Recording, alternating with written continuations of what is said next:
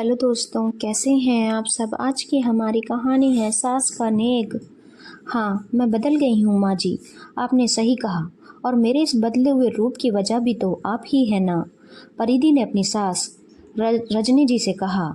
वह तो मैं देख ही रही हूँ, आजकल जुबान बहुत चलने लगी है तुम्हारी, हर बात का उल्टा जवाब देने लगी हो। रजनी जी ने गुस्से से कहा।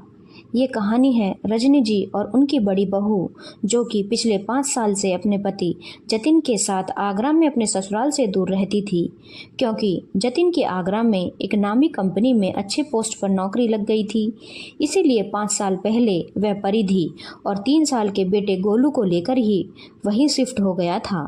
रजनी जी की छोटे बेटे बहू के साथ रहती थी। जब परिधि शादी करके आई तो रजनी जी को हर तरीके से मान सम्मान देती, लेकिन वो हमेशा उसे नीचे दिखाने की कोशिश करती। परिधि के लाख प्रयास करने के बावजूद भी रजनी जी कभी भी उसके कार्यों की और व्यवहार की प्रशंसा नहीं करती।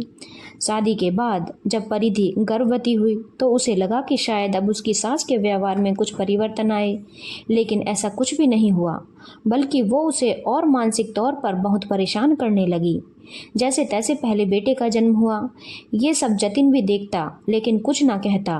कहता तो घर में कलेश हो जाता, इसीलिए वह चुप ही रहता। फिर आगरा में गए परिधि को कुछ ही समय हुआ था कि एक दिन सासू माँ ने फ़ोन पर कहा, बहू, तुम्हारे साथ मोहल्ले में जितनी भी शादी हुई थी उन सब के 2-2 बच्चे हो गए हैं, लेकिन तुम तो एक ही बच्चा लेकर बैठी हो। यह सुनकर परिधि ने कोई जवाब नहीं दिया। जब उसने जतिन से इस बारे में कहा तो जतिन ने कहा, देखो परिधि, हम घर से बहुत दूर रहते हैं, सब कुछ हमें ही मैनेज करना है, और तुम्हें क्या लगता है कि दूसरा बच्चा होगा तो उसे कौन सा संभालेगा। किसी से सहायता की कोई उम्मीद मत रखना। लेकिन जतिन, देखो ना, अब हमारा बेटा 6 साल का हो गया है और 2 बच्चे तो होने ही चाहिए, ताकि भविष्य में गोलू के साथ के लिए भी कोई साथी तो हो। मानता हूँ परिधि, लेकिन अभी तुम इस बारे में कुछ भी मत सोचो। फिर बार बार रजनी जी फ़ोन करके परिधि को परेशान करती। एक दिन परिधि ने उनसे कहा, माँ जी, जतिन बोल रहे हैं कि डिलीवरी व प्रेगनेंसी के समय कोई भी सहायता के लिए यहाँ नहीं आएगा। तब रजनी जी ने मीठे शब्दों में कहा, तुम एक बार खुशखबरी तो सुनाओ, मैं सब कुछ छोड़कर तुम्हारे पास आ जाऊंगी। लेकिन परिधि को जतिन की बात एकदम सही लगी, क्योंकि पहले बच्चे के समय पर वह सबको परख चुकी थी। इसीलिए उसने सब बातों को इग्नोर करना शुरू कर दिया और निर्णय लिया कि वो तभी दूसरे बच्चे के बारे में सोचेगी जब उसका बेटा खुद के छोटे मोटे काम करने लगेगा।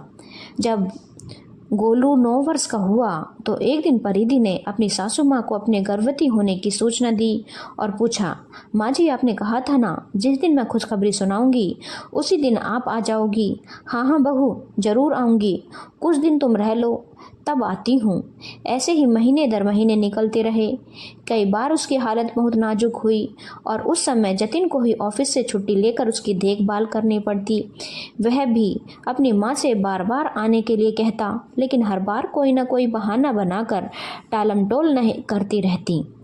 एक बार जतिन को ऑफिस के काम से कुछ दिन के लिए बाहर जाना था, तो उसने घर फ़ोन करके कहा, माँ, मुझे ऑफिस के टूर पर जाना है, तो क्या आप यहाँ पर आ सकती हैं, जिससे कि परिधि और गोलू की देखभाल हो पाए। हाँ बेटा, आ तो जाती, लेकिन यहाँ से आगरा थोड़ा दूर पड़ जाता है, पास में होता तो आ ही जाती। फिर यहाँ पर भी छोटी बहू और पोता है, उनको देखने वाला भी तो कोई नहीं है ना। इस पर जतिन को गुस्सा आया। माँ, वहाँ पापा और छोटा भाई है ना, अगर मुझे जाना नहीं होता तो मैं आपको परेशान नहीं करता। अपनी माँ से कोई जवाब न पाकर जतिन ने गुस्से में फ़ोन रख दिया। परिधि ने भी जतिन को दिलासा दिया कि मैं खुद को और गोलू दोनों को संभाल लूँगी, और यहाँ आसपास के लोगों की काफ़ी अच्छे हैं, कोई भी परेशानी होगी तो सब संभाल लेंगे, आप आराम से जाइए। लेकिन मन ही मन सोचने लगी कि जब ज़रूरत है तो कोई भी साथ देने को तैयार नहीं है। लेकिन उसने सोच लिया कि अब वह किसी के सहारे नहीं रहेगी। उसके पापा की तबीयत खराब नहीं रहती तो उसकी माँ ही आ जाती। खैर, जैसे तैसे 9 महीने निकले। डिलीवरी की डेट से एक दिन पहले ही उसकी सास वहाँ पर आई, लेकिन परिधि और जतिन की सब उम्मीदें टूट चुकी थी। परिधि ने एक स्वस्थ बच्ची को जन्म दिया, लेकिन सासू माँ बच्ची को हाथ भी नहीं लगाती और पूरा दिन टीवी देखती रहती। रोहित ने ऑफिस से छुट्टी लेकर सब कुछ संभाला। उसे भी अपनी माँ पर बहुत गुस्सा आता, लेकिन कुछ कहता तो उसका असर भी नहीं होता था। बच्चे के 20 दिन होते ही सास ससुर दोनों वापसी की तैयारी करने लगे। सास रजनी जी परिधि से बोली, बहू, इतनी खुशी की बात है कि तुमने एक बेटी को जन्म दिया है और रिवाज के हिसाब से जो तुम्हारी ननद और मेरा हक बनता है वह फटाफट से मंगा दो, तो मैं जाने की टिकट करा लेती हूँ। यह सुनकर परिधि को बहुत गुस्सा आया। उसने कहा, रिवाज के हिसाब से तो दादी और बुआ का कई चीज़ों का फर्ज भी बनता है। ये सुनकर सासू माँ का मुंह बन गया और भला बुरा कहने लगी। खैर, परिधि को लेने देने से क्या, ज़्यादा अपनी बच्ची के होने की ज़्यादा खुशी थी, इसलिए सब नेक दे दिया। बेटी के 6 महीने की होने के बाद परिधि पहली बार उसे लेकर अपने ससुराल गई।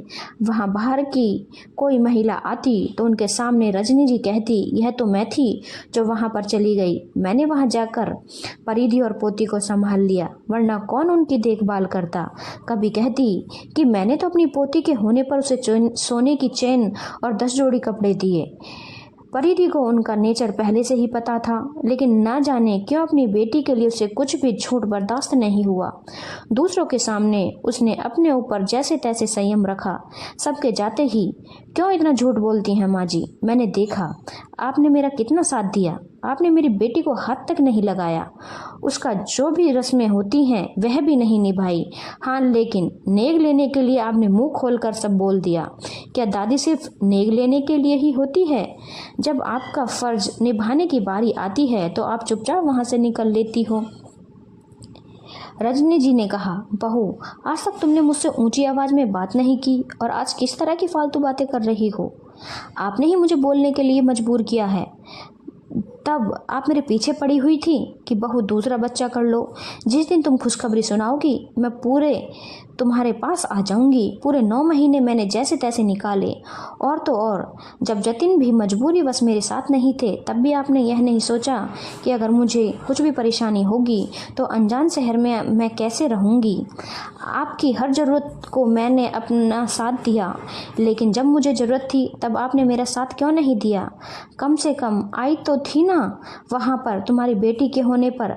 सासू माँ ने 2 टूक जवाब दिया। सही कहा आपने, आप वहाँ मेरे लिए नहीं बल्कि समाज को दिखाने के लिए आई थी, क्योंकि यहाँ पर सब आपसे पूछते थे कि बहू को बच्चा होने वाला है तो तुम वहाँ क्यों नहीं जा रही हो। जितनी आप सबके सामने अपनी तारीफ करती हो कि मैंने यह किया, मैंने वह किया, क्या आपकी अंतरात्मा नहीं जानती आपने क्या क्या किया और क्या नहीं? परिधि ने कहा। ये सब सुनकर रजनी जी हड़बड़ाकर बोली, बहुत बदल गई हो तुम बहू। परिधि दुनिया में आकर मुझे दिखावे के रिश्ते से रूबरू कराया है। अब मैं भी वैसे ही निभाऊंगी जैसा व्यवहार सब मेरे साथ रखेंगे। और यह कहकर परिधि वापसी की तैयारी करने लगी। प्रिय पाठकगण, परिवार का मतलब यही होता है कि हर सुख दुख में एक दूसरे के साथ खड़े रहें। लेकिन जहाँ लोग सिर्फ मतलब के लिए ही या लेने के लिए ही दूसरों के पास जाते हैं तो उन्हें आप क्या कहेंगे? क्यों कुछ लोग सिर्फ हक जताना जानते हैं? जो लोग हक मांगते हैं क्या उन्हें फ़र्ज नहीं निभाना चाहिए? आपकी इस बारे में क्या राय है? कमेंट बॉक्स में ज़रूर बताएं और चैनल को लाइक, शेयर और सब्सक्राइब करना ना भूलें।